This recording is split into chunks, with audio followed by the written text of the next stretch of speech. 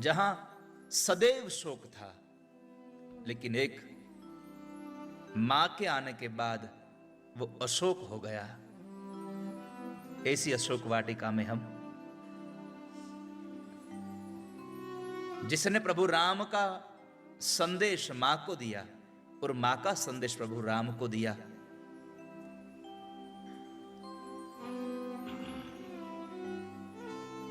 दूत भी कैसा, समग्र विश्व में ऐसा दूत नहीं देखा। क्योंकि संसार का दूत ऐसा होता है कि मैं जब अपना काम कर दूं तो मेरा भी कुछ हो जाए। एक केवल हनुमान जी ऐसे थे, मेरा कुछ हो या ना हो, बस आपका हो जाए भगवान, आपका हो जाए। ऐसी जिसकी भावना थी जो हनुमान जी महाराज यहां पर आए थे मां को देखने के लिए, मां को ले जाने की भी ताकत थी, लेकिन मेरे प्रभु का आदेश नहीं है, मेरे मालिक की आज्ञा नहीं है, वरना लंका समेत हनुमान जी उठाकर ले जा सकते। इसलिए केवल मां को संदेश देकर, मां का संदेश लेकर जो भगवान हनुमान जी महाराज यहां से गए, इसलिए तो हम वही लंका में आए हैं। वैसे तो लंका में नहीं, हम श्रीलंका में आए हैं। लंका तो तब थी जब तक मां जानकी यहां पर नहीं आई थी। जब जानकी के यहां पर पांव पड़े तो ये लंका में से श्रीलंका हो गई। ऐसी श्रीलंका में हमारा तो बड़ा सौभाग्य है, ये दूसरी बार। हाँ, 2018 में आए थे। हाँ, यही थे हम, बस फर्क इतना था, अब जब हम यहां बैठकर गाना गा रहे, भगवान की कथा कर रहे, भजन कर रहे, उस वक्त पे यहां पर भोजन था, पास के कमरे में हमारा भजन था। बस कुछ ऐसा हुआ कि जो इस प्रकृति की गोद में थोड़ा बाधक था, वो हम नजदीक आ गए। तो वैसे किसी को जल तो नहीं, घर तो नहीं जाना है ना, पूछना अच्छा रहता है किसी को कहीं जाना होता है। मैंने कई बार श्रीलंका की कथा को याद किया है कि जब गुजरात में कहीं और कथा चलती है और 5-6 घंटे का सत्र हो जाता है, तब मैंने हर बार श्रीलंका की कथा को याद किया है कि एक ही ऐसा सत्र हुआ श्रीलंका में जो 7.5 घंटे का सत्र हुआ था। इसी कथा पंडाल में 7.5 घंटे तक हम यहाँ पर कथा करते रहे। केवल मैं कथा नहीं करता रहा, सब लोग यहाँ पर बैठे रहे थे, इसलिए कथा हुई थी। तो आइए वही श्रीलंका में अशोक वाटिका में बैठकर 5 दिनों तक जिस हनुमान जी महाराज का ऐसे गुण, ऐसी कथाएं गानी है जो हमारे जीवन में हमको कहीं ना कहीं मोड़ पे काम आ जाए।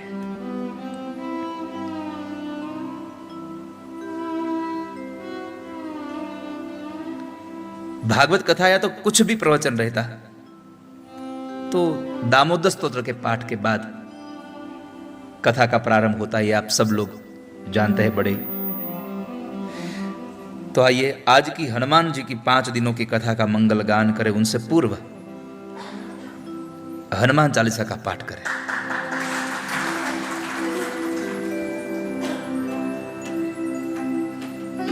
मूल राग में ही गाएंगे।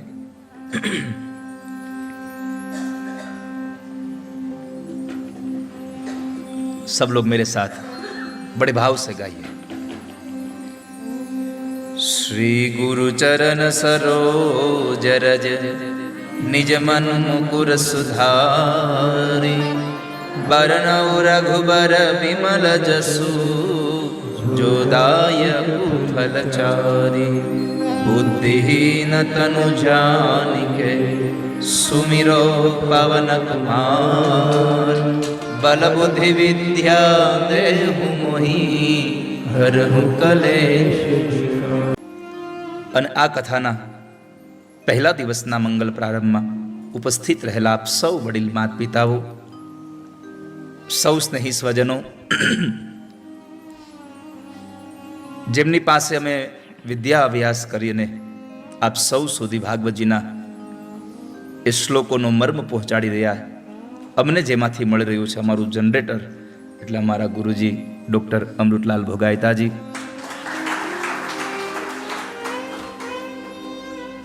ચલાળા ગાયત્રી પરિવાર અમારે રતિદાદા, કલાના ઉપાસક ભાઈ જયદેવભાઈ, તેમજ Radhe Radhe official YouTube channel મીડિયાના માધ્યમથી આ 5 દિવસ જ્ઞાન સત્રના સૌ સાક્ષી લોકોનું આ દિવ્ય કથાના મનરોથી રવિ અને રાજ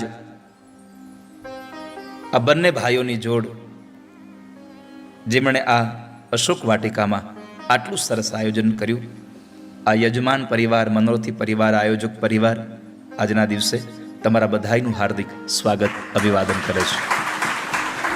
આપ સૌને મનોરથી પરિવારના વ્યાસપીઠ તરફથી જાજા કરીને બધાઈને જય સિયારામ, જય દ્વારકાધીશ, જય દ્વારકાધીશ. કેમ છો?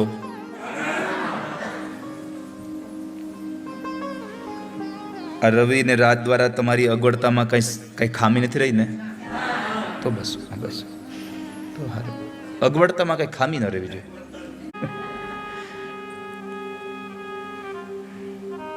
રાજને બે ભાઈઓ ગમે એટલી સગવડતા ઉભી કરે તો આપણે અગવડતાઓથી આ વખતે જેનો લાઈટું હામી મૂકો, એવું એવું આજે એવું કર્યું તમે, કાલ કંઈક કરજો આનું. આ કોઈના મને એક મોઢા નથી દેખાતા, બધા કાળા ડિબાંગ જેવા દેખાય.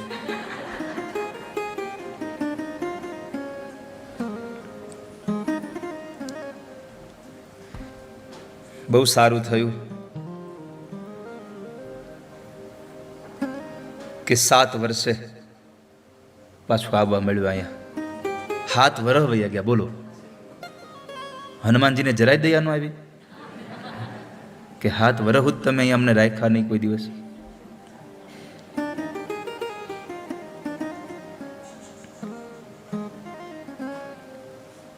પણ એકવાર આ પરિવારને એટલે કે રાજ અને રવિને બેને તાળીઓથી ખૂબ આશીર્વાદ આપો.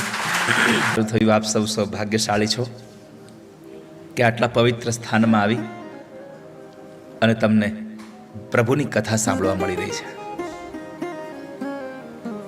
એક તો મારા માટે વિષય નવો, મારે રોજ ભાગવતજી ગાવાનું, અને આ રવિ રાજે બે પકડાયું મને આ કે તમે હનુમાન ચારિત્ર કરો ત્યાં.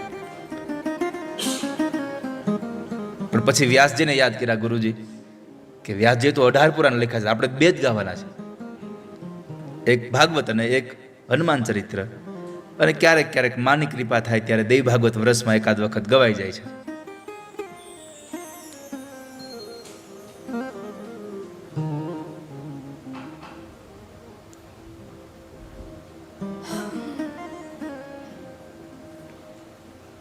તો થોડી વાર કલાવતીમાં જાય,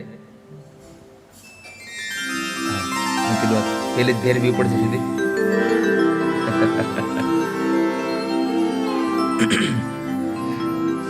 પેલા તો મને એ કહો કે કથાનો ટાઈમ શું છે કાલથી આપણો? આજનો તો બરાબર છે, કાલે 6 વાગે સાંજે ફરીને આવી જાઓ ને. 6 વાગે, 6 થી 9 કથા કરીશું, 9 વાગે જમી લેજો ને 10 વાગે હોઈ જાજો. ગુરુજી બરાબર છે ને? તમારે કઈ એમાં હસ્તાક્ષેપ કરવા હોય તો કઈ છૂટ છે? અહીંયા બધી, અહીંયા તો બધું જ છૂટ છે. આમ જુઓ, અહીંયા કેટલી સરસ મજાની બધી વ્યવસ્થા છે. નહીં તો વિદેશમાં હાળું આવું બધું થવું બહુ અઘરું. એ વ્યવસ્થાને આપણે રૂમ તો કેટલી ઘડી રાત્રે જ્યારે હોવા જાય ત્યારે જ ને, બાકી તમે દિવસે 2 વાગે 3 વાગે ફરીને આવશો, આવીને ફરી પાછા સ્નાન કરીને 5 વાગે તમે કથા મંડપમાં આવશો, અને 5 થી 8 કે 6 થી 9 તમે જે કહેશો એ કરીશું કથા, ચિંતા નથી. કેટલા વાગે કરવી બોલો? 6 વાગે? 6 થી 8:30 કથા કરીશું આપણે, હે ને? 8:30 કે 9 વાગે પૂરી થશે. જમી લેજો. જય સિયારામ. કાલે જે તારો કાર્યક્રમ છે, તો કાલની કથા તો 4 થી 7 કરવી પડશે. ના, તમે ન આવો 4 વાગે, મને ખબર હોય ને, તમે ફરીને ના આવી શકો. એના એ તમારે ભાગદોડ જેવું થાય. કાલો 4 વાગે કથા કરવાની વ્યૂ જાવ ને તમે આવો ને તોય મારે અહીંયા આવવું, એ કોણે કીધું? એટલે કાલે જો કાર્યક્રમ રાતનો જયદેવનો હોય તો આપણે 5 થી 7:30 કથા કરીશું. 7:30 થી 8:30 1 કલાક જમીશું. 1 કલાક તો જમી રહ્યો તો વાંધો. 1 કલાકે જમી રહ્યો તમે, 1 કલાક જમશો તો 8:30 જમીન 9 વાગે વળી પાછા આપણે અહીંયા કાર્યક્રમ માટે થઈને ગોઠવાઈ જશું બધા. અહીંયા આવ્યા છીએ, યાદ રાખજો વાલા ભક્તજનો, આપણું જીવન ધન્ય થયું છે કે આપણને આટલા પવિત્ર સ્થાનમાં પરમાત્માની પ્રકૃતિની ગોદમાં મળ્યું છે. શું ભગવાને અહીંયા પ્રકૃતિ બનાવી છે, રાજી રાજી થઈ જવાય. અને અહીંયા તમે જુઓ, ઘરે તમારે એસી પંખો આ બે હોય ને તોય એમ થાય કે નથી હાલ મજા આવતી. અહીંયા એસી નહીં પંખો નહીં તોય સુઈ જાય, કારણ પ્રકૃતિ તમને સુવાડી રહી છે અહીંયા. એટલા માટે ઘરે તમે તમારી જાતે જાહી પર હોઈ અતિ હરિ કૃપા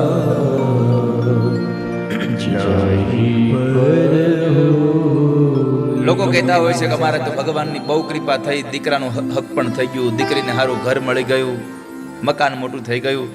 વાલા ભક્તજનો યાદ રાખજો, દીકરાનું હક પણ થઈ જાય, દીકરીને સારો ઘરવાળો મળી જાય, મોટી ફેક્ટરી થઈ જાય, આ ભગવાનની કૃપા નથી, એ તમારું પ્રારબ્ધ હતું. પણ તમને આવી કથામાં બેસવા મળે તો સમજો પ્રભુએ મારા પર કૃપા કરી છે. આજે રામચરિત માનસ કહે છે અતિ હરિ કૃપા જાહી પર હોઈ અતિ હરિ કૃપા જાહી પર હોઈ પાઉં દેહી એહી માર્ગ સોઈ પાઉં દેહી એહી માર્ગ સોઈ. તમે આટલા લોકો ગુજરાતમાંથી અહીંયા કથા સાંભળવા માટે આવ્યા. આ કથાની જાહેરાત દર અઠવાડિયે એકવાર થતી હતી. દર અઠવાડિયે એકવાર ટીવીના માધ્યમથી કથાની જાહેરાત થતી હતી કે શ્રીલંકામાં કથા છે, શ્રીલંકામાં કથા છે, જેને આવવું એને છૂટશે, હહોના ખર્ચે આવવાનું છે, જેને આવવું એ છૂટશે. તોય તમે આટલા આવ્યા કેમ? કારણ આમંત્રણ તો બધાને મળ્યું હતું, પણ આવી એટલા શેકા જેના ઉપર પ્રભુએ કૃપા કરી, જેને ઠાકોરજી પોતે હાથ પકડીને લઈ આવ્યા, તું મારી કથામાં શ્રીલંકામાં આવી જા.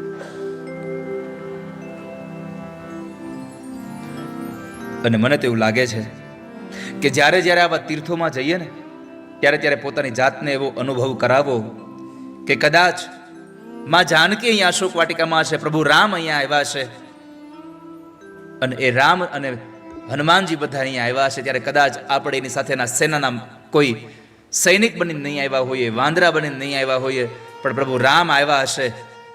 એવા સમય કદાચ આ પ્રકૃતિમાં કોઈ આપણે એક વૃક્ષનું એક પાંદડું હશું, ક્યાંક કોઈ કીડી મકોડા બનીને આવ્યા હશું, અને પ્રભુ રામ જ્યારે અહીંયા પધાર્યા અને એના પગથી જ્યારે આ ધરતી પવિત્ર થઈ અને આપણો જન્મ સુધરી ગયો છે, એટલે ભગવાને માણસ બનાવ્યા તઈ પણ આમાં બોલાવ્યા છે. આપણને એટલા માટે અહીંયા બોલાવ્યા છે કે જ્યારે આપણે એ સમયે આપણે આજુબાજુમાં ક્યાંક હશું અહીંયા,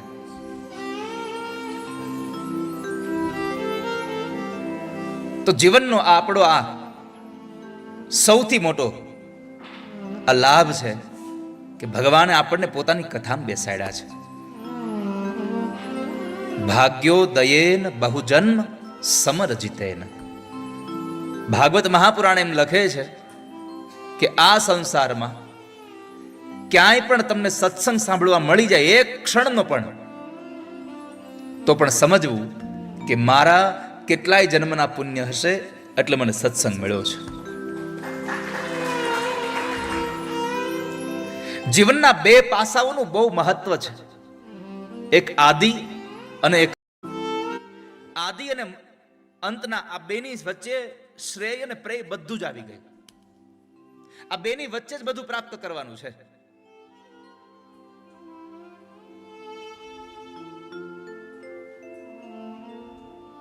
તો આજે આપણે શ્રીલંકામાં આવીને બેઠા છે. શ્રી એટલે દૈવી સંપત્તિ, જેનાથી માણસ પોતાનું કલ્યાણ કરે છે. દેવી સંપત્તિ હોય તો તમે તમારા હાથથી એક રૂપિયો કોકને દાન આપી શકો. તમારી પાસે જ્યારે દેવી સંપત્તિ ન આવે ત્યારે તમે દાન પુણ્ય ન કરી શકો. સત્કર્મ તમારું દેવી સંપત્તિ દ્વારા જ થાય છે. તમારા ઘરમાં કરોડો રૂપિયા પડ્યા છે, પણ એમાંથી જો 5 રૂપિયા કોઈના માટે સારા કામમાં વપરાય તો સમજવું આ 5 રૂપિયા મારા દેવી સંપત્તિ હતી. કોર્ટ કચેરીમાં જાય, બીજી ત્રીજી જગ્યાએ જાય, વ્યભિચારમાં જાય, જુગારમાં જાય તો સમજવું આ અનિતિનો પૈસો ગયો. અને આવી સત્કથામાં આવીને તમે બેસો ને 2 રૂપિયાનું દાન દેવાઈ જાય તો સમજવું આ પૈસો મારો દેવી સંપત દાનો ગયો છે, જેનાથી મારું કલ્યાણ થવાનું છે. કલ્યાણ તમારું શ્રી દેવી જ કરી શકે, દેવી સંપત્તા જ કરી શકે. શ્રી એટલે દેવી સંપત્તિ એટલે ખાલી પૈસો જ વધે એવું નહીં, જ્યાં પ્રકૃતિની પણ શોભા વધે. અહીંયા પ્રકૃતિ કેટલી સરસ છે. આ તો અત્યારે અંધકાર થયો, આપણે તો થોડુંક દિવસ હોય ને ત્યાં જ કથા ચાલુ કરી દેવી છે. એટલે તમને અનુભવ થાય કે ઓહો આપણે પ્રકૃતિની ગોદમાં બેઠા છીએ.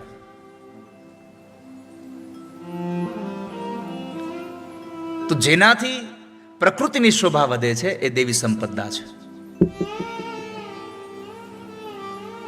દેવી સંપત્તિ તમને દેવી સંપત્તિ મુક્તિ માટે, કારણ કે સત્કર્મ કરે મુક્ત બને.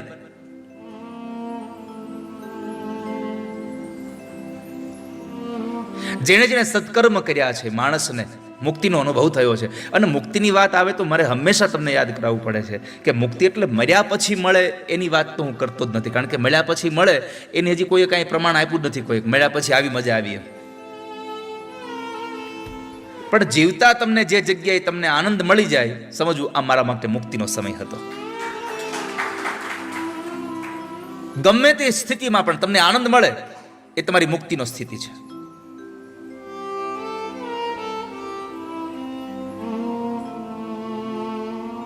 ભૂખ્યા ને તરસા બેસીને પણ પ્રભુની કથા મળે ને ત્યારે તમને આમ આમ આમ રોમાંચ થઈ જાય, શરીરમાં પુલકિત થઈ જાવ ત્યારે સમજવું આ શરીર મારું સમય મુક્તિનો હાલી રહ્યો છે, જે મને પુલકિત કરી રહ્યો છે, જે મને આનંદ આપી રહ્યો છે.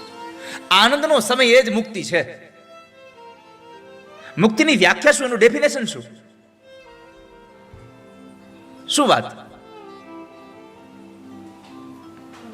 આપણી માનસિક વૃત્તિમાં મુક્તિ એટલે મર્યા પછી આપણે પાછું આવવું ન પડે, આને મુક્તિ કહીએ છીએ.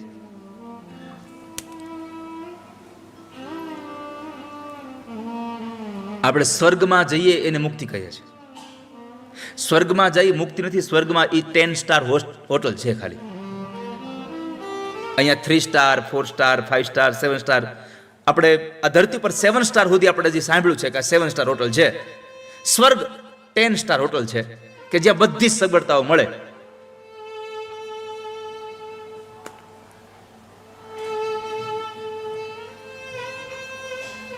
પણ હોટલનો નિયમ હોય જ્યાં સુધી પૈસા હોય ત્યાં તમને રહેવા દે. પૈસા ભરો એટલા જ દિવસ તમને રોકાવા દે. પૈસા થઈ રહે એટલે શું કે નીકળો. અહીંયા તમને 10 તારીખે કહી જ દે યુ કેન ગો નાવ, નીકળો. તો પૈસા હોય ત્યાં સુધી હોટલમાં રોકાવા દે છે. એમ સ્વર્ગમાં એવું છે જ્યાં સુધી તમારી પાસે પુણ્ય હોય ત્યાં સુધી રોકાવા દે, પછી ફરી પાછા મોકલે. મૃત્યુલોકમાં જાઓ ફરી પાછા મૃત્યુમાંથી તમે આ લોકમાંથી પુણ્ય કમાઈને આવો, પાછા અહીં રોકાજો. તો પુણ્યનું સત્કર્મ, પુણ્યનું જ્યાં સુધી ભાથું છે ત્યાં સુધી તમને સ્વર્ગમાં રાખશે, એટલે તમને ત્યાં સુધી રહે. પણ આપણે તો આવી કથા સાંભળીને સ્વર્ગમાં જવું જ નથી. આપણે તો જવું છે તો એક જ જગ્યાએ જવું છે, ભગવાનના ધામમાં. કેમ? યદ ગત્વા ન નિવર્તન્તે તદ્ધામ પરમ મમ. ગીતાજીમાં ભગવાને કહ્યું કે જે સંસારમાં સ્વર્ગલોકમાં જાય છે પાછો આવે છે, બ્રહ્મલોકમાં જાય પાછો આવે. જ્યાં વસે છે તું મને ત્યાં સ્થાન આપી દે. તું મને ભગવાન એક વરદાન આપી દે. પરમાત્મા પાસે વરદાન માગો તો એવું માગજો, ભગવાન તમે જ્યાં રહ્યો છો ત્યાં મને લઈ જાઓ. આપણે તો ભગવાન પાસે સંપત્તિ માગીએ, દીકરાને પાસ થઈ જવાનું માગીએ, અમારો દીકરો 12માં પાસ થઈ જાય. વારે વારે માગવું પડે ને એવું કોઈ દી માગવું જ નહીં. ભગવાન પાસે વારે વારે માગવું પડે એવું કોઈ દિવસ માગવું નહીં. એકવાર માગ્યું પછી જિંદગીભર માગવાની ચાહના જ ન થાય. આવું પરમાત્મા પાસે માગી લેજો વાલા ભક્તજનો. અને એક જ વસ્તુ છે, શું શું છે? ના, સ્વયં ભગવાનને જ માગી લ્યો, પછી બીજું કઈ માગવું જ ન પડે. હા, એને એકને જ માગી લ્યો. એક ધણી મગાય પછી હાહુ ને હાહરા નો મગાય, એ મફતમાં આવે. ખાલી એક ઘરવાળો માગી લ્યો કે એક ઘરવાળો મળી જાય, પછી કોઈ કીધું મને સાસુ હારે મળે, મને સસરા હારે મળે, મને નણંદ મળે, મને દેર મળે, ખબર જ છે કે આ ધણી હારો મળે એટલે બધું વાહે મફતમાં આવશે. એમ જો ભગવાન જેવો ધણી મળી જાય ને તો સંસારનું ભૌતિક અને અભૌતિક બધું સુખ તમારા સંસારમાં આવી જશે વાલા ભાઈ. એક પરમાત્મા મળી જાય એટલે પ્રભુને કહેજો, તું મને ભગવાન એક વરદાન આપી દે. છીએ કે જ્યાં કશું જ નથી ભગવાન, મારી તો પ્રાર્થના જ એટલી છે કે તું અમને તારા ધામમાં લઈ જા. તું મને ગાવ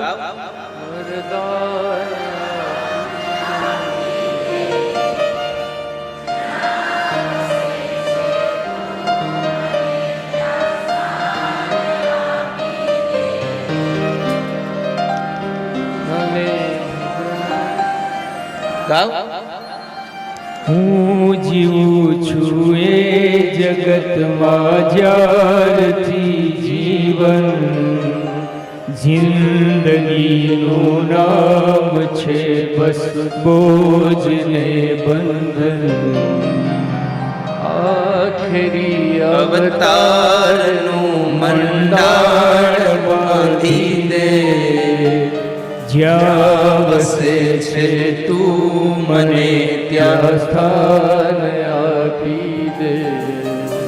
તું મને ભગવાન એક વરદાન આપી દે, જ્યાં વસે છે તું મને ત્યાં સ્થાન આપી દે. પરમાત્મા આ અંતિમ અવતારનું મારું મંડાણ બાંધી દે બસ. જે જગતમાં સ્વાર્થ સમાયેલો છે ત્યાં હું રહીને કરું છું. અહીંયા બધા સ્વાર્થના સગા છે. એક બહુ સુંદર પંક્તિ આપી છે એમાં, ગાવ ગિરીશભાઈ. સરસ પંક્તિ છે.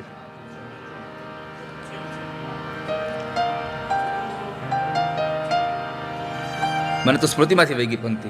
છે તમારી પાસે? પદ છે તમારી પાસે? જો મતનમાં જા લગી છે સૌ કરે શોષણ, જો મજાતા કોઈ અહીંયા ના કરે પોષણ. જો પંક્તિ સાંભળી તમે? જ્યાં સુધી આ શરીરમાં જોમ છે ને ત્યાં સુધી બધાય પોષણ કરશે, ત્યાં સુધી બધા શોષણ કરશે. અને પછી તમારું આ શરીર જ્યારે ખાટલામાં પડી જાય કોઈ પોષણ કરતું નથી. પાણીનો ઘટલો આમ ઘડો બાજુ મૂકી દે, જે પીવું તે પી લેજો.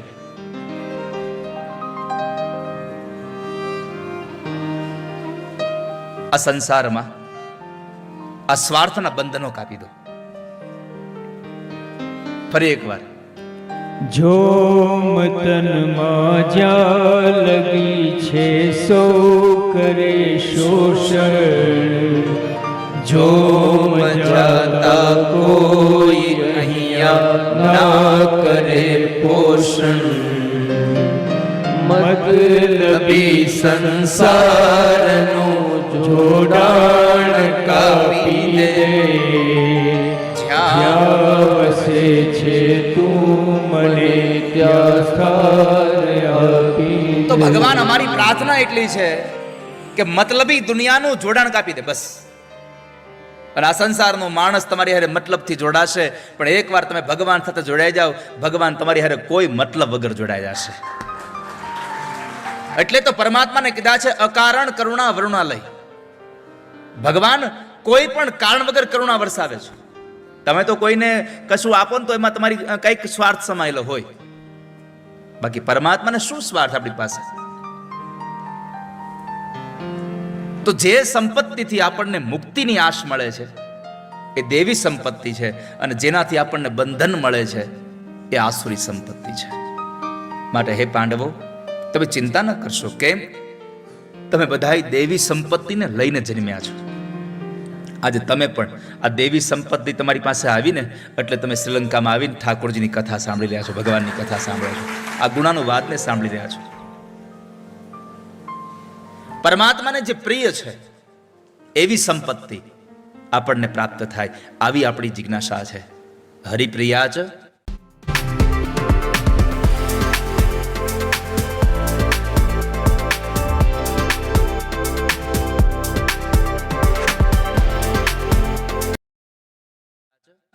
માંગલ્ય, ભગવાનને જે પ્રિય છે એ આપણું મંગલ કરી શકે. પરમાત્માને પ્રિય એટલે ખાલી સંપત્તિ નહીં, પરમાત્માને જે કામ ગમે છે એવા કામ કરો તોય તમે ભગવાનને રાજી કરશો. ભગવાન રાજી થશે એટલે સંસારમાં તમારું બધું જ ઈચ્છિત પૂર્ણ થઈ જશે. હરિપ્રિયા જ માંગલ્ય, ભગવાનને જે ગમે છે એ તમારું મંગલ કરી શકે. પરમાત્માને શું ગમે છે? તમારી દેહ કોઈ દાન પુણ્યથી સમૃદ્ધ બને. સંસારમાં સમૃદ્ધ બનવા માટે ખાલી પૈસો આવશ્યક નથી. પૈસા તો ઘણા પાસે છે છતાં પણ સમૃદ્ધ નથી. આપણી સંપત્તિ કેવળ આપણને સુખ આપે એ સમૃદ્ધિ નથી. આપણી સંપત્તિથી જેને ઓળખતા નથી એને પણ આપણા દ્વારા સુખ મળે તો તમે સમજો તમે સમૃદ્ધ છો આ સંસારના. આપણી સમૃદ્ધિ બીજાને સુખ કરવા માટે હોય છે. તમારી તેજુરી ભરાયા કરે તો સમૃદ્ધ નથી તમે. તો તમે તો અમીર ગરીબ છો, તવંગર ગરીબ છો. જો તમારી સંપત્તિ તમને પોતાને જ રાજી કરતી હોય તો. દુનિયા સમૃદ્ધ થઈ જાય એ ઈષ્ટ છે, પણ પરમાત્માની સંપત્તિથી, પરમાત્માને ગમે એવી સંપત્તિ સમૃદ્ધ થાય એ અમારો આશ્રય છે. શ્રયતે ઇતિ આશ્રય. આવી શ્રીથી લોકો આશ્રિત થાય કે જે ભગવાનને ગમે છે, અને એનાથી પરમાત્મા આપણને મોક્ષ ગતિ પ્રાપ્ત કરાવે. તો આપણે એવી જગ્યાએ બેઠા છીએ શ્રીલંકામાં જ્યાં દેવી સંપત્તિ છે. મેં કહ્યું એમ પેલા તો આ ખાલી લંકા જ હતું, અહીંયા 2 વ્યક્તિ આવ્યા પછી આ શ્રીલંકા થયું. કોણ કોણ? એક સીતાજી અને ના વિભીષણ અને માતાજી 2 અહીંયા હતા, પછી આ શ્રીલંકા બન્યું.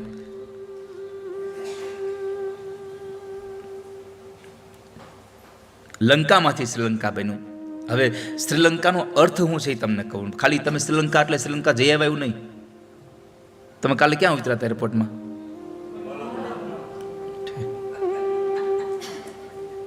તો શ્રીલંકાનો અર્થ શું છે? શ્રી કહેતા દેવી સંપત્તિ અને લંકાનો અર્થ છે મોક્ષની કામના. જ્યાં બધાને મોક્ષની કામના છે, પણ એ મોક્ષ શેનાથી મળે? શ્રી દ્વારા, એટલે કે દેવી સંપત્તિ દ્વારા જે આપણને મોક્ષની ઈચ્છાઓ થાય એવું સ્થાન એટલે આ શ્રીલંકા છે, કે જ્યાં આપણને દેવીના આશ્રયથી આપણને મોક્ષ પ્રાપ્તિ થાય. શ્રીની પ્રાપ્તિ થાય ને તમને, એટલે દુઃખમાં તમને સુખ પ્રાપ્ત થાય. જેને શ્રીની પ્રાપ્તિ થઈ હોય, જ્યાં દુઃખનો સમય હોય તો છતાં સુખની અનુભૂતિ થાય.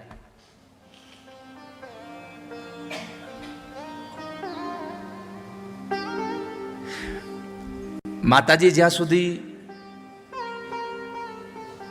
લંકામાં નહોતા આવ્યા ત્યાં સુધી લંકાના લોકોને શોક જ હતો. પણ જેવા માં અહીંયા પધાર્યા, આ શોક વાટિકા હતું. શું હતું? કારણ કે રાવણના રાજ્યમાં શોક ક્યાંથી હોય? શોક વાટિકા હતું આ. પણ જેવા અહીંયા માં પધાર્યા, શું થયું? અશોક વાટિકા થયું. દુઃખમાં પણ જે સુખનો અનુભવ કરે છે એના સંસારમાં કાયમના માટે અશોક વાટિકા જ રહે છે. દુઃખમાં પણ છે ને કાયમના માટે સુખનો. માં અહીંયા પ્રસન્ન જ રહ્યા, વિભીષણ પ્રસન્ન રહ્યા, એટલા માટે અશોક વાટિકા થયું. જેને સતત, ગુરુજી મને આજે એક વાત કરતા હતા કે અશોક નામનું વૃક્ષ છે, અને અશોક એટલે આમ તમે જોવા જાવ તો આસોપાલવ. પણ અત્યારનું અને માતાજી એ અશોક વાટિકાના, એ અશોકના વૃક્ષ નીચે બેસી, એના છાયામાં બેસી અને અહીંયા શ્રીલંકામાં રહ્યા. હવે આપણને વિચાર આવે કે આ આસોપાલવ હોય તો હવે એ તો આમ ઊભું, તો એનો છાંયો ક્યાં જાય? પણ જે અત્યારે શંકુ જેવા જે થાય છે એ આસોપાલવની વાત નથી. જે વૃક્ષની જેમ ફેલાય છે એવો જે આસોપાલવ, એ આસોપાલવ એ અશોક વાટિકામાં. ગુરુજી કહેતા કે એ અશોક વાટિકામાં એવું, એ અશોકના વૃક્ષને એવું હોય કે જેમ એને કોઈ લાત મારે એમ એના ફૂલ ઉગડે. એને લાતો પડે, એને વારંવાર લાત મારવામાં આવે પછી એને ફૂલ ઉગડે. એમ આ સંસારમાં દુઃખમાં બેઠા પછી પણ જે માણસ સુખનો જ અનુભવ કર્યા કરે એના દુઃખની આ સંસારમાં અનુભૂતિ થાય જ નહીં કોઈ દિવસ. જેને સુખનો જ અનુભવ થતો હોય, દુઃખને યાદ જ ન હોય દુઃખ શું છે. તો આ શોક વાટિકાને પણ અશોક વાટિકા થવું પડ્યું, કારણ કે દેવી સંપત્તિ પધાર્યા. નહીં તો અહીં રાવણ બધાને રડાવતો જ તો રોજ. અને આમ પણ રડાવે ઈ રાવણ અને રમાડે ઈ આપણો રામ.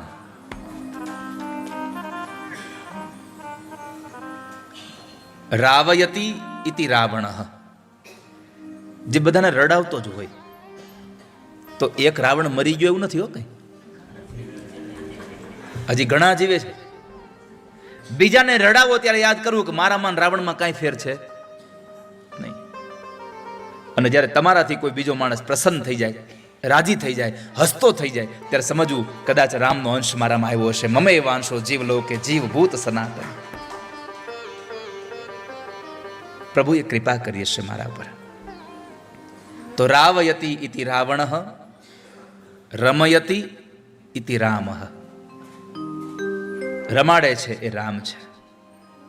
અને આજે આપણે બધો જ સંસારનો શોક મૂકી અશોક વાટિકામાં આવ્યા છે.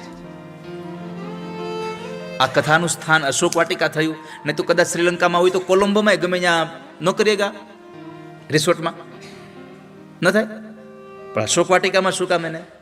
કારણ કે કોઈ પણ કાર્યની મહત્તા માટે સૌથી પહેલા અધિષ્ઠાનનું મહત્વ છે, સ્થાનનું મહત્વ છે. ખેતી કરી હોય રણમાં તમે વાવો દાણા તો ઉગે. ગમે એટલું પાણી પાવો, ગમે એટલું તમે એમાં ખાતર નાખો, ગમે એટલી દવા છાંટો તો એમાં બી થાય. રણમાં તમે ખેતી કરવા જાઓ તો એનું કોઈ મહત્વ છે નહીં. એમ તમે કઈ જગ્યાએ બેસીને કયું કામ કરો છો એનું મહત્વ છે.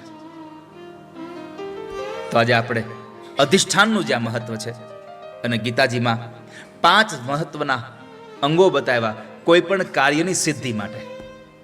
તમારે કાર્ય સિદ્ધિ કરવી હોય તો 5 અંગો તમારે તપાસીને રાખવા. એમાં સૌથી પેલું સ્થાન આપ્યું છે સ્થાન, અધિષ્ઠાનને. અધિષ્ઠાનમ તથા કર્તા કર્ણમ ચ પૃથક વિધમ વિવિધાશ્ચ પૃથક ચેષ્ટા દૈવમ ચૈવાત્ર પંચમમ. તો આ 5 સ્થાનો, 5 વસ્તુ જે મહત્વ બતાવી એમાં સૌથી પહેલું સ્થાન અધિષ્ઠાન એટલે કે જગ્યાને આપ્યું છે.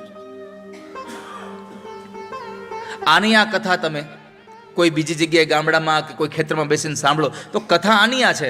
પણ તમે જ્યારે અહીંયા આવો ત્યારે આ કથા સાંભળો તો તમને આનું મહત્વ વધી જાય. મૃત્યુંજય નામના એક ગ્રંથના એક કવિ છે, સાવંત ગુરુજી, સાવંત છે, રાવત, સાવંત નામના એક, હા સયાજીરાવ સાવંત. તો મેં એવું સાંભળ્યું છે ગુરુજી કે એમણે જે ગ્રંથ લખ્યો ને એમાં એણે કર્ણની વાતને બહુ લખી છે. હવે કર્ણની વાતને લખવી હોય તો ક્યાંયથી કોઈની પાસે સાંભળેલી અથવા તો ગ્રંથોમાં લખાયેલી કર્ણની વાતોને લખીએ તો કદાચ એમાં બહુ એટલો બધો ભાવ ન આવે. એ માણસે કુરુક્ષેત્રના મેદાનમાં જઈને કર્ણના એ સ્પંદનોને અનુભવ કરી અને પછી કર્ણને લખ્યા છે એણે. જેમ આપણા ઝવેરચંદ મેઘાણીજી નેહડાઓમાં ફરી ફરી અને પછી જે નેહડાઓમાં જે એણે અનુભવ્યું એને લખ્યું. આપણે નેહડા વિશે સાંભળ્યું છે એને લખીએ તો આપણા લખાણમાં ફેર હોય અને તમે ન્યા જઈને એને અનુભવો પછી તમને જે સ્પંદનો છૂટે અને એ તમે લખો એનો એ ભાવ આખો અલગ થઈ જાય. કારણ જગ્યાનું મહત્વ છે. તમે એ જગ્યાએ ગયા છો તો કોઈ પણ કાર્યની સિદ્ધિ માટે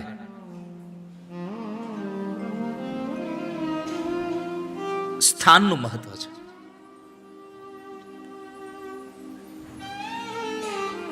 તો અધિષ્ઠાનમ તથા કરતા કર્ણમ ચ પૃથક વિધમ. સ્થાનનું મહત્વ એટલે આપણે અશોક વાટિકામાં બેઠા છે અને જેવી જગ્યાએ તમે જાઓ ને એવા તમને વિચારો આવે. જેવી સ્થિતિમાં તમે જાઓ, આ એકદમ ભોગની ભૂમિ હતી. આ રાવણે ભોગ જ ભોગવ્યા છે. છતાં પણ તમે જ્યારે અહીંયા આવો છો ત્યારે તમને આવી કથાઓ અને કથાના માધ્યમથી આ બધા તમને સ્પંદનો ફૂરે છે. કારણ હનુમાનજીએ આવી અને મા જાનકીને પ્રભુ રામની કથા કહી હતી. આખી ભૂમિનો ભાવ બદલી ગયો.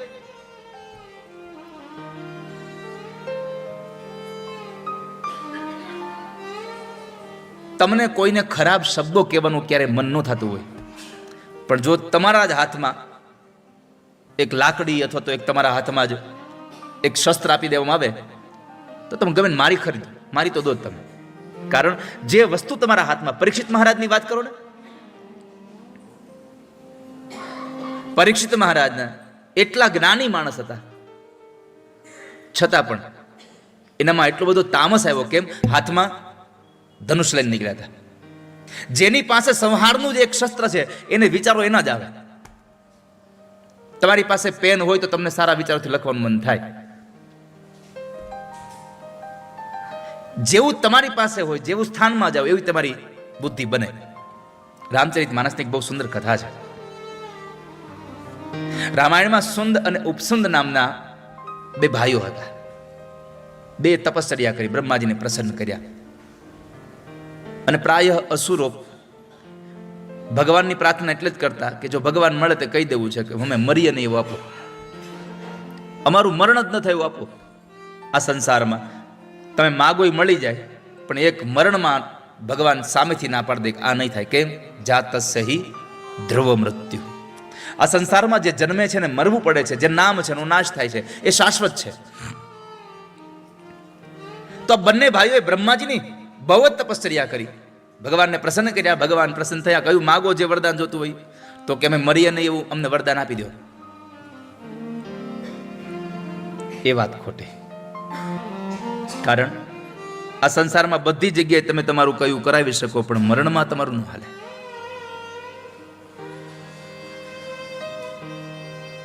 તને મોટા ઘરનું તેડું જ્યારે આવશે, તને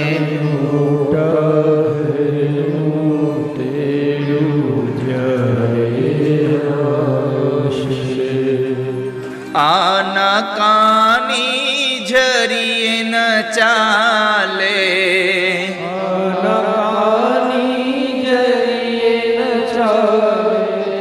તમે જરાય ન કહી શકો એ ભાઈ બે દિવસ રહેવા તો, મારા છોકરાને લગ્ન છે હમણાં. એક બાજુ દીકરીના આમ આમ મંગળ વર્તાતા હોય અને બીજી બાજુ બાપની નનામી બંધાતી હોય. આવા પ્રસંગો બન્યા છે આપણા સંસારમાં. એક બાજુ બેનના જવતલ હોમાતા હોય અને એક બાજુ જવતલિયાના જ આ બાજુ નનામી બંધાતી હોય. બહુ બધા પ્રસંગો સંસારમાં બન્યા છે. કેમ? તમે બધી જગ્યાએ તમારું કયું કરાવી શકો, પણ મૃત્યુમાં તમારું કયું ન કરાવી શકો. તને મોટા ઘરનું તેડું જ્યારે આવશે, તને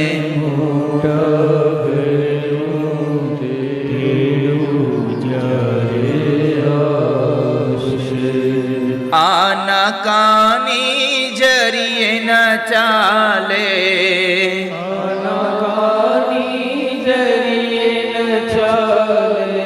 જ્યારે એ બોલાવશે તને મોટા.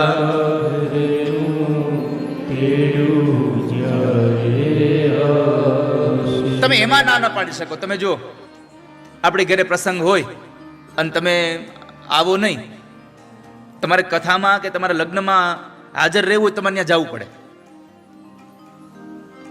અહીંયા કથા છે, તમારે અહીંયા હાજર રહેવું પડે તો તમે કહી શકો કે ભાઈ હું હાજર છું. અથવા અમે તમને પૂછીએ કે ભાઈ તમે કેમ ના આવ્યો, તો તમે કહી શકો ગેરહાજર હતા. તમે બધી જગ્યાએ ગેરહાજર રહી શકો, કારણ તમે ન જાઓ તો ગેરહાજર હો. લગ્નમાં આવવું હોય તો તમારે આવવું પડે, કથામાં આવવું હોય તમારે આવવું પડે, ફરવા જવું હોય તમારે જવું પડે, બધી જગ્યાએ તમારે જવું પડે. મૃત્યુ એક જ એવું છે કે જ્યાં તમે હોય ત્યાં ઈ આવી જાય. એટલે તમે કહી જ ન શકો તમે આવ્યા હતા પણ હું હાજર નહોતો એમ. નહીં તો ઘણા એવા છે આ સંસારમાં, કહી દે એવા છે ભાઈ તમે આવ્યા હતા પણ હું બહાર ગામ ગયો હતો. એટલે મૃત્યુ નક્કી કર્યું કે તું જ્યાં હશ ત્યાં હું આવીશ. એટલે તમે કહી જ ન શકો, આનાકાની ન કરી શકો. અને મૃત્યુનો સૌથી મોટો એક રૂલ છે કે તમને લઈ જાય ત્યારે તમને જેમ મોકલ્યા હતા એમને પાછા લઈ જવાના. ખાલી હાથે મોકલે છે, ખાલી હાથે લઈ જાય છે. કાંઈ ભેગું મોકલતા નથી, કાંઈ ભેગું આવતું નથી. બિસ્તર તો તને નહીં લેવા દે, સંદેશો પણ નહીં કહેવા દે. બિસ્તર તો તને નહીં લેવા દે, સંદેશો પણ નહીં કહેવા દે. કાંઈ લેવા નહીં દે. 50 વર્ષની ટેવ પડી હશે, એક ને એક આમ બેડમાં એક સરસ મજાના બ્લેન્કેટની, સરસ મજાના ઓશિકાની, પણ એ કાંઈ લેવા નહીં દે ભેગું. કાંઈ નહીં લેવા દે. એટલા માટે આ બંને જણાએ ભગવાનની પ્રાર્થના કરી, ભગવાન પ્રસન્ન થયા. અને એમાં કહ્યું કે અમારું મરણ ન થાય એવું આપો. જેમ હિરણ્યકશ્યપે કહ્યું રાત્રે ન મરું, દિવસે ન મરું, ઘરમાં નહીં, બહાર નહીં, આકાશમાં નહીં, ધરતીમાં નહીં, ક્યાંય મરું નહીં એવું મને વરદાન આપો. બ્રહ્મા તમારા સર્જનથી ન મરું, માણસ નહીં, પશુ નહીં. ભગવાને કીધું માગું એટલું માગ, મરવું પડશે વાત પાકી છે. આ સંસારમાં બધી જગ્યાએ બળ ચાલે, મૃત્યુ સામે બળ ના ચાલે તમારું. ગમે તેટલા મોટા વકીલ હોવ, ગમે તેટલા મોટા સીએ થઈ જાઓ, ગમે તેટલા મોટા ભણી ગણીને તમે ઓફિસર થઈ જાઓ, પણ એ તમારું અભિમાન બીજી બધી જગ્યાએ ચાલે, અહીં ન ચાલે. તો આ બંને ભાઈઓ સુંદ અને ઉપસુંદ એને બંને જઈએ બ્રહ્માજીને કીધું મારું મરણ ન થાય એવું વરદાન આપો. બ્રહ્માજી કીધું નહીં, બીજું તમે કહો તમારે કોના હાથે મરવું છે નક્કી કરી લો, પણ મરવું પડશે પાકું. તમે કયો એના હાથથી તમને આપણે કહી દઈએ. બે ભાઈઓ વિચાર કર્યો કે આપણે કોનાથી મરીશું, આપણને મારે એવું કોણ. પછી બે નક્કી કર્યું કે આપણે બેની વચ્ચે પ્રેમ એટલો બધો છે કે આપણે કોઈ દિવસ ઝઘડો થવાનો નથી, એટલે આપણે એવું માગી લઈએ કે અમારા બે નથી મૃત્યુ થયું અમને આપી દો. કારણ કે આપણે બે કોઈ દિવસ ઝઘડવાના છીએ નહીં, બેને પ્રેમ એટલો હતો, એટલે આપણે ઝઘડો નહીં કરીએ તો આપણે કંઈ મરવું નહીં પડે, એટલે આપણે મરવું જ નહીં પડે, આપણે એવું માગી લઈએ. એટલે બે કીધું કે અમને અમારા હાથે, અમારા એકબીજાના હાથે મરણ થયું આપી દો, અમે કોઈ દિવસ અમે ઝઘડવાના છીએ નહીં. બ્રહ્માજી કીધું થતાસ્તુ. આ બે ભાઈઓ એ તો પ્રેમથી રહેતા હતા એટલે ઝઘડો ન થાય કોઈ દિવસ. એટલે પછી બંને જણાનો ત્રાસ વધી ગયો સંસારમાં. અને જ્યારે જ્યારે આ સંસારમાં પાપ વધે છે ત્યારે ત્યારે પરમાત્મા પ્રગટે છે. યદા યદા હિ ધર્મસ્ય ગ્લાનિર્ભવતિ ભારત અભ્યુત્થાનમ ધર્મસ્ય તદાત્માનમ સૃજામિ. જ્યારે જ્યારે પણ આ સંસારમાં ધર્મને હાનિ થઈ છે, જ્યારે જ્યારે સજ્જનોને દુઃખ આપ્યા છે, ત્યારે ત્યારે પરમાત્મા આવ્યા. હર હું કૃપાનિધિ સજ્જન પીરા જ્યારે જ્યારે સજ્જનોને પીડા થઈ છે ત્યારે ત્યારે દુર્જનોના એ દુર્ગુણોને મારવા માટે ઠાકોરજી પધારે છે, પ્રભુ પધારે છે. તો હવે આ બેનો ત્રાસ એટલો વધ્યો, કરવું શું? અને પછી ભગવાને એક તિલોત્તમા નામની એક અપ્સરાને મોકલી અને એ બે ભાઈઓની હારે એની વાર્તાલાપ થઈને બે ભાઈઓ એના રૂપમાં એટલા મોહી ગયા. એક કહે છે મારી હારે પરણી જા, બીજો કહે છે તું મારી હારે પરણી જા.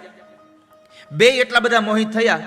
પછી તિલોત્તમાએ કહ્યું એક કામ કરો, તમે બે યુદ્ધ કરો, યુદ્ધમાં જે જીતી જાય એની હારે હું પરણીશ. એ બે યુદ્ધ કર્યું અને યુદ્ધની અંદર બે એકબીજાના હાથે મરાઈ ગયા. આ સંસારમાં આજ નહીં તો કાલ મરવું તો પડે જ, એમાં ચાલતું નથી. બંને મૃત્યુ પામ્યા. હવે તમને હું મારે અધિષ્ઠાનની વાત એ તમને કહું કે સ્થાનનું મહત્વ શું. જ્યારે ભગવાન રામને 14 વર્ષનો વનવાસ મળ્યો અને પરમાત્મા રામ, લક્ષ્મણ અને મા જાનકી જ્યારે જાય છે ત્યારે માર્ગની અંદર એક જગ્યાએ બરાબર લક્ષ્મણજી મહારાજ બધા પહોંચ્યા. જે લક્ષ્મણજી મહારાજે ઘરેથી પોતાના મોટા ભાઈ માટે થઈ અને નીકળી જવાનું પસંદ કર્યું. ઉર્મિલાજીને પણ કહ્યું કે હું જાઉં છું. માં સુમિત્રાને જઈને કહ્યું કે માં હું મોટા ભાઈની સેવા માટે જાઉં. તો માં પણ રાજી થયા કે જાઓ. રામ અને સીતાને તમારા માં અને બાપ સમજી એની સેવા કરજો અને એ જ્યાં રે ત્યાં અયોધ્યા સમજજો. જહાં અવધ વહાં રામ નાહી. જ્યાં અયોધ્યા છે ત્યાં રામ નથી, પણ જ્યાં રામ છે ત્યાં અયોધ્યા છે. વાલા વૈષ્ણવ,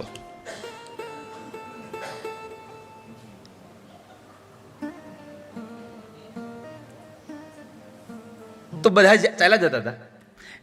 એમાં બરાબર એક જગ્યાએ લક્ષ્મણજીને વિચાર આવ્યો, તમે વાતો ન કરશો લાલો? હા, કારણ કે અહીંયા બધા મારી નજીક બેઠા છે એટલે બધું મને સંભળાય તરત જ. તો લક્ષ્મણજીને વિચાર આવ્યો કે મેં શું કર્યું? આ બે સ્વાર્થી લોકો માટે મેં મારા પત્નીને મૂકીને વહી આવ્યો. એણે એક વખત એમ ન કીધું કે તમે ઉર્મિલાને સાથે લઈ લ્યો. હું આના માટે આવું કર્યું? હવે જે લક્ષ્મણે ઘરેથી પોતાના ભાઈ સાથે જવાનો, એક જગ્યાએ કથા છે કે લક્ષ્મણજીને જ્યારે ભગવાન રામે ના પાડી કે તમે અયોધ્યાનું ધ્યાન રાખો, ત્યારે લક્ષ્મણે કહ્યું કે હું અહીંયા નહીં રોકાઈ શકું, કારણ કે લક્ષ્મણ તો ખાલી શરીર છે, પ્રાણ તો રામ છે. પ્રાણ રામ છે અને રામ જાય પછી આ શરીર કઈ કોઈનું કયું કરે નહીં. કઈ પછી મને ન કહેતા કે તમે અહીં કંઈ મારું કામ ન કર્યું, કારણ કે તમે જતા રહેશો પછી આ શરીર કંઈ કામ નહીં કરે. માટે કહું છું મને સાથે લઈ જાઓ. રામજીને ખબર પડી કે લક્ષ્મણ પ્રાણ ત્યજી દેશે મારા વિયોગમાં, એટલે સાથે લઈ દે લક્ષ્મણજીને.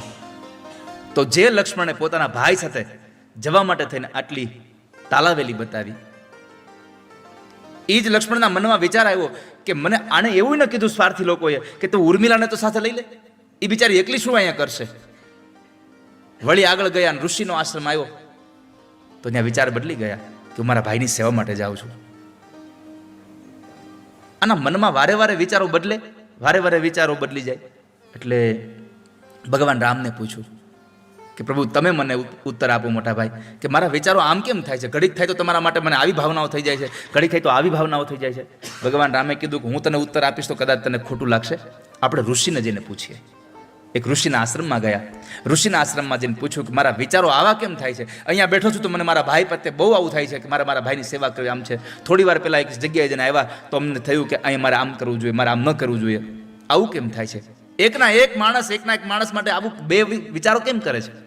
અને ત્યારે ઋષિવરે કહ્યું એમાં તમારો દોષ નથી, પણ તમને જ્યાં તમારા ભાઈ પ્રત્યે ન કરવાના વિચારો આવ્યા ને એ સમય એ જગ્યા સુંદ અને ઉપસનના મરાયેલી હતી, એની ભોગવેલી જગ્યા હતી. એટલે એવા વિચારો તમને ત્યાં આવ્યા. અહીંયા ઋષિના આશ્રમમાં ભક્તિના માર્ગમાં આવ્યા તો તમને વિચારો એવા આવ્યા. તમે કઈ જગ્યાએ બેઠા છો એનું મહત્વ છે વાલા ભક્તજનો, સ્થાનનું મહત્વ છે.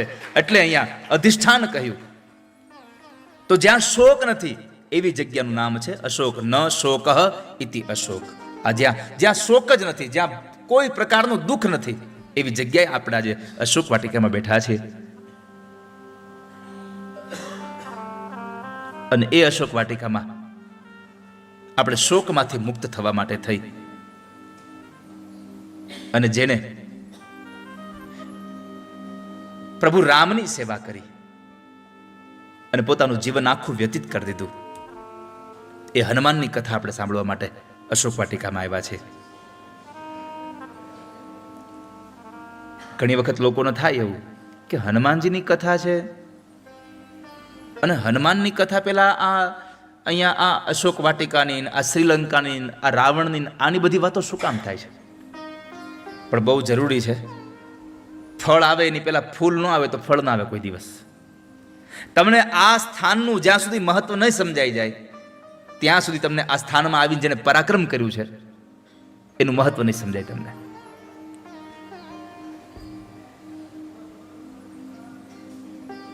તો આજે આપણે હનુમાનજીની કથા સાંભળવા માટે થઈ અને અહીંયા આવ્યા છીએ. એક બહુ મોટો માણસ હોય એ નાના એવા ઉંદરને મારે, એમાં કેટલી મહત્તા, એમાં મોટાઈ ખરી કઈ? તમે આપણે મોટા છીએ અને કદાચ કોઈ ઉંદર અહીં નીકળે અથવા કંઈક નાનું જીવડું નીકળે ને આપણે મારી નાખીએ તો આપણી કાંઈ મહત્તા ખરી? પણ એક નાનો છોકરો હોય 5, 7, 10 વર્ષનો અને એ સાપ નીકળે ને સાપને પકડીને મારી નાખી આવે તો કેટલી મહત્તા કે નાના છોકરાએ સાપને માર્યો. મોટાએ ઉંદર મારે એની મહત્તા ન વધે, પણ નાનો સાપને મારે એની મહત્તા વધે. એટલા માટે વાલા ભક્તજનો, અહીંયા આટલા મોટા પ્રભાવશાળી, અહીંયા આ લંકાની અંદર રાવણનો આટલો મોટો ભય અને એમાં આવીને હનુમાનજીએ જે કામ કર્યું ને એને સમજાવવા માટે મારે તમને લંકાનું મહત્વ પહેલા સમજાવવું પડે છે કે જો લંકા આટલી મહાન છે તો લંકામાં આવીને હનુમાનજીએ જે કામ કર્યું તો હનુમાનજી કેટલા મહાન છે, એ કેટલા મોટા છે. અને એ હનુમાનની કથા આપણે રઘુપતિ પ્રિય ભક્ત આપણે હનુમાનની કથા માટે અહીં બેઠા છીએ. હનુમાનજીના જીવન ચરિત્રોમાંથી સૌથી પહેલો ગુણધર્મ લેવો હોય તો એ છે કે પોતાને સેવક હોવાનું અભિમાન નથી, પણ પોતાના સ્વામી કોણ છે એનું અભિમાન છે. નહીં તો ઘણા માણસોને પોતાની અભિમાન હોય કે મેં તો આમ કર્યું, મેં તેમ કર્યું, મેં તને આપી દીધું, તું તો ત્યાં હવે તારી તો ત્યાં ચેકિંગમાં કઢે નાખી દીધી. આનો મહિમા ગાય અહીંયા કેટલાય.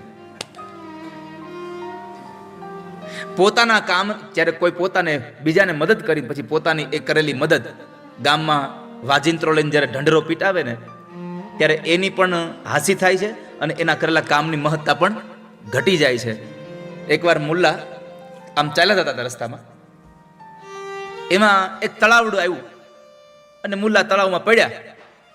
હવે તરતા આવડતું નહોતું એટલે ખોટે ખોટા હાથ પગ ઉડાડે અને જેને તરતા ન આવડતું એ ખોટા ખોટા હાથ પગ ઉડાડે ને એ વધારે ડૂબે, એ વધારે ડૂબે અંદર. તો એ ડૂબતા હતા એમાં બરાબર મુલ્લાનો એક મિત્ર આમ નીકળ્યો, એને તરતા આવડતું હતું. મુલ્લાને જોયા, તરત જ કૂદી પડ્યો, મુલ્લાને પકડી બહાર લઈ આવ્યો. પછી જેટલી વાર મુલ્લાને મળે ને એટલી વાર કે ખબર છે ને તે દિવસે તો હું આવી ગયો, નકર તમારે હોત નહીં અહીંયા. વારે વારે જેટલી વાર મળે એટલી વાર યાદ કરાવે. ખબર છે ને, યાદ છે ને, ડૂબતા મેં બચાવ્યા હતા, તેથી જીવ મેં બચાવ્યો. મુલ્લાએ કીધું આ તો હાળું કેમ. એકવાર મુલ્લા એને લઈને જાય છે, ઘણા દિવસો થઈ ગયા, લઈને જાય છે અને મુલ્લા કીધું ઉભો રહે. એ પોતે તળાવમાં પડે છે મુલ્લા, પણ નસીબે એ દિવસે પાણી બહુ ઓછું હતું એટલે મુલ્લા ડૂબ્યા નહીં. પાણીમાં ઉભા ઉભા કીધું જો આજ તું મને નથી બચાવતો તોય હું બચી રહ્યો છું, તોય હું જીવું છું. ત્યારે ઓલા માણસને સમજાણું કે મારા બચાવવાથી કોઈ બચતું નથી આ સંસારમાં. એમ આ સંસારમાં લોકો કામ કરે આપણું, પણ પછી સંભળાવ્યા બહુ કરે, એને યાદ કરાવ્યા કરે મેં આ તમારા આ સમયમાં આ કર્યું હતું. પણ એના માટે એક જ શબ્દ છે, પર દુખે ઉપકાર કરે તોય મનય અભિમાન આણે. બીજાના દુઃખમાં એને કોઈને ઉપકાર કરે છતાં પણ એને મનમાંય ન લાવે એવા માણસો થવું આપણે. કોઈકની આપણે મદદ કરી હોય ને તો એ મદદને ભૂલી જાવી, અને કોઈ આપણી મદદ કરી હોય એને જિંદગીભર યાદ રાખવી, તો તમે જીવનમાં દુઃખી નહીં થાવ કોઈ દિવસ. પણ ઉપાધિ એ વાતની છે કે તમે કોઈકની મદદ કરો એ તમને યાદ રહે છે, પણ તમને કોઈકે મદદ કરી હોય તો ભૂલી જવાય છે. હનુમાનજી મહારાજ સેવક છે, અને એને સેવકનું અભિમાન નથી, પણ મારા સ્વામીનું અભિમાન છે કે મારા સ્વામી આ છે. પોતાના રામનું ગૌરવ છે ને. અસ અભિમાન જાઈ જની ભોરે, અસય અભિમાન જાઈ જની ભોરે, મેં સેવક રઘુપતિ પતિ મોરે, મેં સેવક રઘુપતિ પતિ મોરે. હું તો સેવક છું અને મારા પતિ તો રામ છે, મારા માલિક પ્રભુ છે. પોતાના સ્વામીનું કામ કર્યા વગર જે માણસ ક્યારેય પણ વિશ્રામ લેતો નથી, એવા હનુમાનની કથા મારે તમને સંભળાવી છે 5 દિવસ. જેને પોતાના સ્વામીનું અભિમાન છે. અભિમાનનો અર્થ એવો ન સમજશો કે હું અભિમાન એટલે પેલો શબ્દ. અભિમાન એ છે કે હું સેવક છું પણ મારા સ્વામી રામ છે. નહીં તો અભિમાનની વાત કરીએ તો ભગવાને કીધું છે સર્વધર્માન પરિત્યજ્ય મામેકમ શરણમ વ્રજ. ગીતાજીમાં ભગવાને કીધું છે તું બધું મૂકીને મારી પાસે આવી જા. તો અભિમાન ન થયું? પણ અહીંયા હું રઘુનાથજીનો સેવક છું, હું એનો દાસ છું, એનું મને ગૌરવ છે, એનું મને અભિમાન છે કે જે માણસે ક્યારેય પણ ભગવાનના કામને પૂરું કર્યા વગર વિશ્રામ ન લીધો હોય. મૈનાક પર્વત નીકળીને કહે કે તમે આટલો બધો સમંદર ઉલ્લંઘી રહ્યા છો, થોડી વાર વિશ્રામ લઈ લો. અને ત્યારે હનુમાનજી કહેતા હોય રામ કાજ કિન હે બિનુ મોહી કહા વિશ્રામ. રામના કામ પૂરું કર્યા વગર મારે ક્યાં વિશ્રામ છે? અને જ્યારે આવી જિજ્ઞાસા સેવકને જાગે ને ત્યારે માલિક એની ચિંતા કરતો હોય, ત્યારે માલિક એની પ્રશંસા કરતો હોય. જે વેદ શાસ્ત્રો પુરાણો ઋષિમુનિઓ ઉપનિષદો જે ભગવાન રામના વખાણ કરે છે, તમે જુઓ ગ્રંથોમાં ભગવાનના જ વખાણ છે. પ્રભુએ આમ કર્યું, પ્રભુએ આમ કર્યું, પ્રભુએ આમ કર્યું. અનેક જગ્યાએ તમને ભગવાનના વખાણો જોવા મળે છે ગ્રંથોમાં, ગમે તે ગ્રંથ હોય પછી. પણ રામચરિત માનસમાં અઢળક જગ્યાએ રામના કાર્યની પ્રશંસા છે, પણ સામે જે રામના વખાણ વેદોએ કર્યા એ જ રામે હનુમાનના વખાણ કર્યા છે, એના કાર્યની પ્રશંસા કરી છે. જ્યારે માં જાનકીને સમાચાર આપી અને હનુમાનજી પાછા આવે છે ત્યારે સ્વયં પરમાત્મા રામ બોલ્યા છે. અને વાલ્મીકી રામાયણ લખે છે ઇદમ તુ મમ દીનસ્ય મનોભૂયઃ પ્રકર્ષતિ યદિ હાસ્ય પ્રિયાખ્યાતુર ન કુર્મી સદૃશમ પ્રિયમ. રામજીએ શું કીધું ખબર છે? હનુમાન, આ તને નવાજવા માટે, તારી પ્રશંસા કરવા માટે, તારી પુરસ્કાર દેવા માટે મારી પાસે કોઈ વસ્તુ જ નથી. આ સંસારમાં સૌથી કોઈ જો મોટા મોટો પુરસ્કાર હોય ને તો તમારું માન અને સન્માન છે. બીજાને પ્રેમ અને લાગણી આપો એનાથી મોટો પુરસ્કાર નથી આ સંસારમાં. આજ તને સન્માનવા માટે મારી પાસે કોઈ એવો પુરસ્કાર જ નથી, એનો અભાવ છે. એ મારા મનને આજે બહુ વેદના આપી રહી છે કે જેણે મને આટલો પ્રિય સંવાદ સંભળાવ્યો કે એનું હું પ્રિય કોઈ કામ નથી કરી શકતો. હનુમાન, આ સમય તને દેવા માટે મારી પાસે બીજું કાંઈ નથી, એક કેવલ આલિંગન સિવાય. ભગવાન રામે હનુમાનને આલિંગન આપ્યું છે. એષ સર્વસ્વભૂતસ્તુ પરિષ્વંગો હનુમતઃ મયા કાલમિમં પ્રાપ્ય દત્તસ્ય મહાત્મનઃ. તને આલિંગન દેવા સિવાય મારી પાસે કશું કાંઈ સાધન નથી. કોઈ નોકરે સારું કામ કર્યું હોય અને શેઠને આમ આલિંગન આપે, બથ ભરે, અને નોકર પુલકિત થઈ જાય, એ બહુ સામાન્ય ઘટના છે કે મારા શેઠે મને બાથમાં લીધો.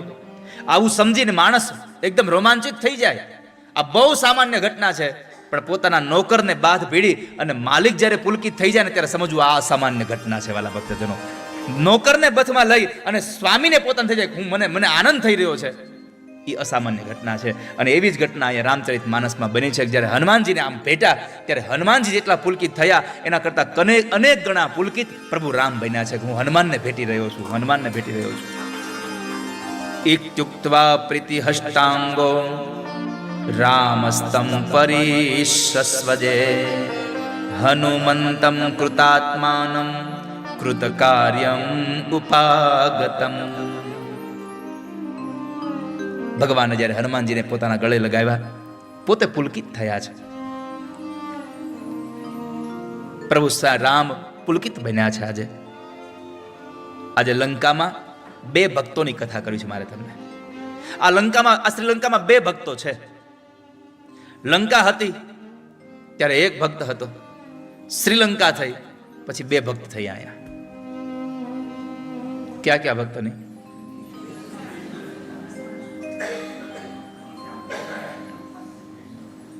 ના, હજી એક નામ છે, કોઈને યાદ હોય તો. વિભીષણ નહીં, હનુમાન નહીં, હજી એક નામ છે, બોલો કોઈ છે યાદ? હે ના, એનું નહીં. હવે હું તમને કહી દઉં. ના, જટાયુ અહીં હતો જ નહીં. રાવણની કથા કરી. રાવણ ભક્ત છે, હનુમાન પણ ભક્ત છે, રાવણ પણ ભક્ત છે. કેમ? હનુમાનજી મહારાજ છે એ સ્વયં શિવના અવતાર છે, અને રાવણ છે એ ભગવાનનો પાર્ષદ. જય અને વિજય જે છે એ ભગવાનના પાર્ષદ છે, ભગવાનના ભક્ત છે. આ તો કર્મને આધીન થઈને એ રાક્ષસ બન્યા છે. તો 2 ભક્તોની કથા મારે તમને શ્રીલંકામાં ગાવી છે. એક રાવણ અને એક હનુમાનજી મહારાજ.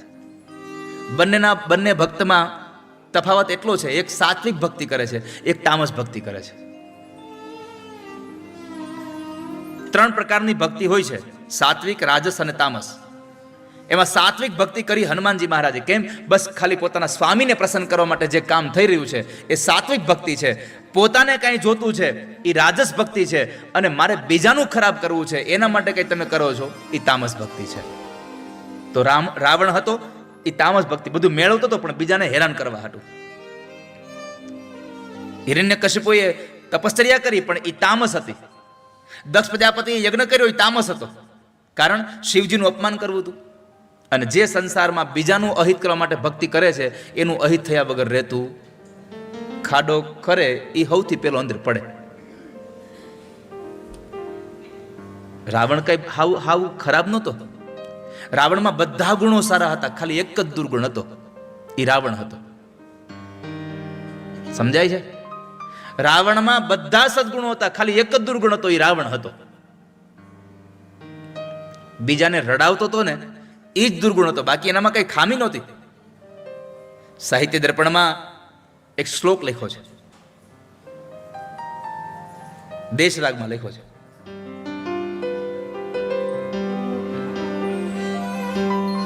ભલે આપણે વિદેશમાં છીએ પણ આપણે દેશમાં ગાઈએ.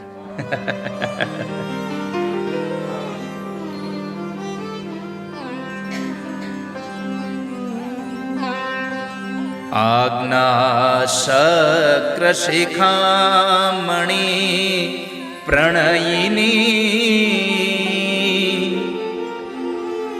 શાસ્ત્રાણિ ચક્ષુર્નવમ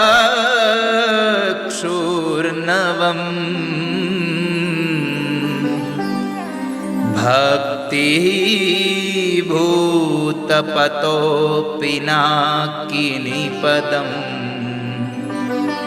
લંકેતિ ભવ્યાપુરી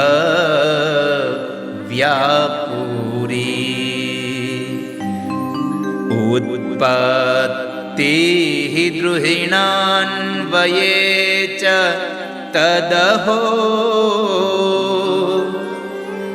નેદૃગ્વરો લભ્યતે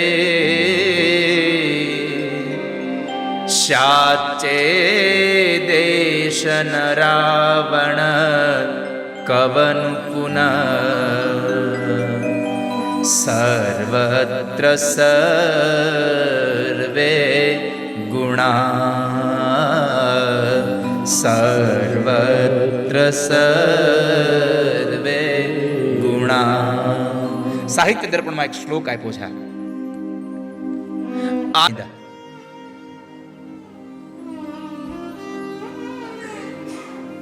ઇન્દ્ર જેની આજ્ઞાનું પાલન કરે છે, આજ્ઞા શક્ર શિખા મણિ પ્રણયની શાસ્ત્રાણી ચક્ષુર્નવમ.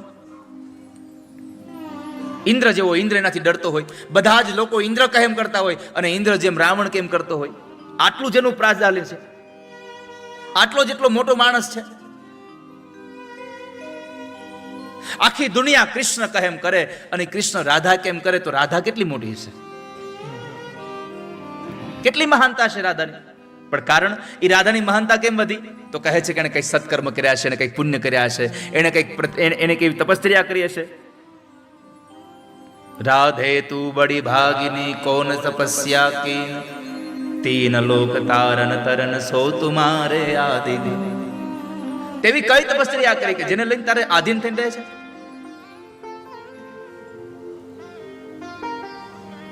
તો રાવણ એટલો મોટો માણસ છે કે ઇન્દ્ર એની આજ્ઞાનું પાલન કરે છે, એને આધીન થઈને, એને બાધીન થઈને રહે છે. એનું કારણ હતું રાવણ પાસે 3 આંખ હતી. હવે તમને શંકા જશે કે 3 આંખ તો કેવલ શંકરને જ છે, તો આને ત્રીજી આંખ કઈ આવી? 2 આંખ તો આપણે બધાને છે, પણ રાવણને ત્રીજી આંખ શાસ્ત્રની હતી. એની પાસે જે શાસ્ત્ર હતું, અત્યારનો કોઈ પણ બ્રાહ્મણ જ્યારે જ્યોતિષ કરવા બેસે ત્યારે રાવણનું જ્યોતિષ એવું હતું ને ગુરુજી, રાવણ એટલો સારો જ્યોતિષી હતો.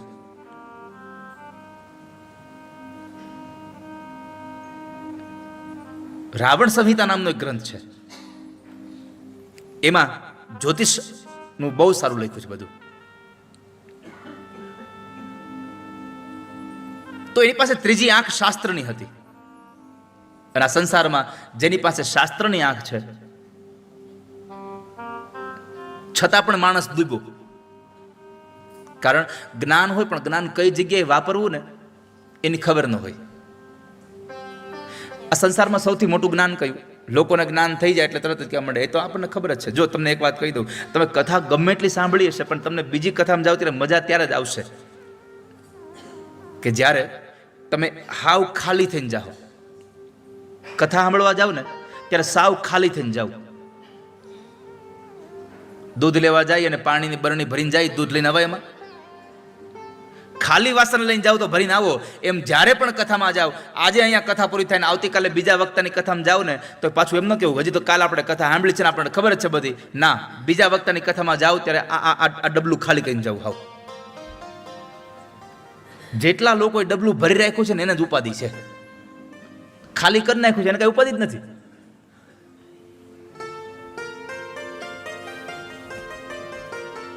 જ્ઞાનની વ્યાખ્યા છે, ગુરુજી બેઠા છે, જ્ઞાનની વ્યાખ્યા એ છે જે તમને કઈ ખબર જ નથી, આવી સમજણ થઈ જાય ને તો સમજવું આ મોટું જ્ઞાન છે આ સંસારનું. પણ આપણને તો બે વાક્ય ખબર પડી જાય કે આનું આમ થાય, ત્યાં તો આપણને એમ થાય છે ઓહો બધું મને જ ખબર છે. અને જ્ઞાનની સૌથી મોટી ભાષા એ છે, બીજાને ઊભા કરે એ જ્ઞાન છે, બીજાને પછાડવા માટે જે છે એ માત્ર જાણકારી છે તમારી પાસે. જ્ઞાન એ છે બીજાને હસતો કરે. નહીં તો ઘણી વખત જ્ઞાનનો ઉપયોગ એવી રીતે થાય, સામેને કસોટી કરીને સામેવાળાને રોવરાવા હાટું કસોટી કરે અને એને જ્ઞાન પાછા કે મારી પાસે જ્ઞાન છે એટલે કસોટી કરી. કસોટી જ્ઞાન છે એ કસોટી કરતું નથી, કસોટીમાંથી પાર કરે એ મોટું જ્ઞાન છે આ સંસારનું. તો એની પાસે ત્રીજી આંખ હતી શાસ્ત્રની. પછી કહ્યું ભક્તિ ભૂત પતો પિનાકિની પદમ. ભક્ત હતો શિવજીનો પરમ ભક્ત હતો. આના જેવો ભગવાનનો કોઈ ભક્ત નહીં હોય.